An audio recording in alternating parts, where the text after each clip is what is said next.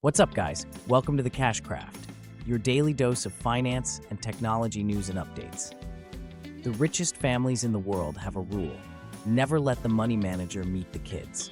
Sounds paranoid, maybe even cruel, but there's a reason families with nine-figure wealth have stayed wealthy for generations, while lottery winners go broke in 5 years. Rob Mallarny has spent 3 decades managing money for families you've never heard of, the kind who own things, not just have things, and he's watched the pattern repeat. The families who preserve wealth across generations all do the same 4 things. The ones who don't disappear. Here's what most people get wrong about generational wealth. They think it's about picking the right stocks or finding some secret investment strategy. It's not. Mallarny runs Eaton Solutions, and he's seen hundreds of ultra-high net worth families up close. The difference between the ones who stay rich and the ones who don't comes down to structure, not returns. First thing the lasting families do, they separate family from finance. Completely.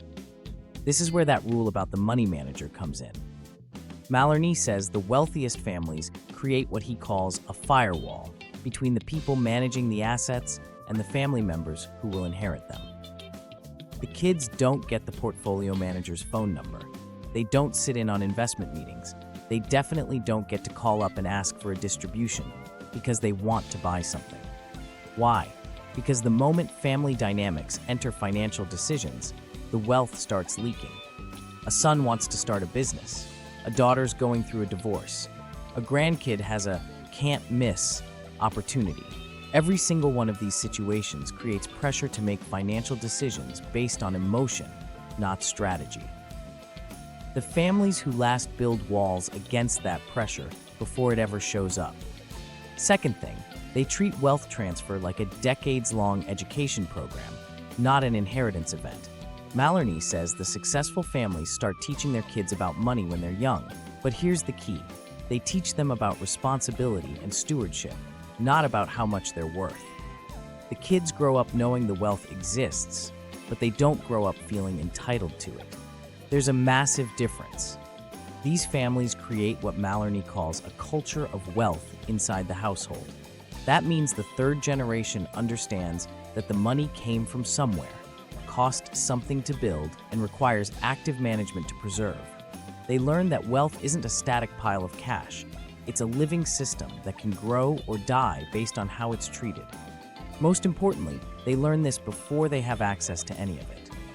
Third thing, and this is where it gets interesting. The families who stay wealthy plan for failure. Specifically, they plan for the failure of individual family members.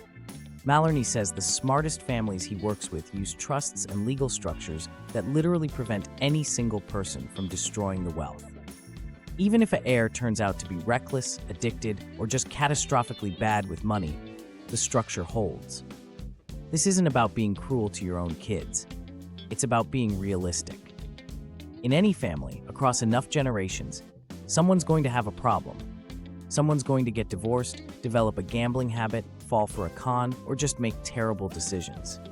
The families who last build their wealth structures assuming this will happen, not hoping it won't. They create systems where one person's disaster doesn't become everyone's disaster. Fourth thing, they stay humble about what they know. Mallarny says the families who lose their wealth often do it because someone in the second or third generation decides they're smarter than the system that built the wealth in the first place. They get bored with boring investments. They chase returns. They think they've found an edge, and they're usually wrong. The families who preserve wealth across generations do the opposite. They stick with unsexy, diversified strategies. They don't try to beat the market. They try to match it while minimizing risk. They understand that when you're already wealthy, the goal isn't to get richer faster, it's to not get poorer. That mindset shift from growth to preservation is what separates old money from new money that's about to become no money. Now here's what nobody talks about. These 4 things only work if the first generation actually implements them.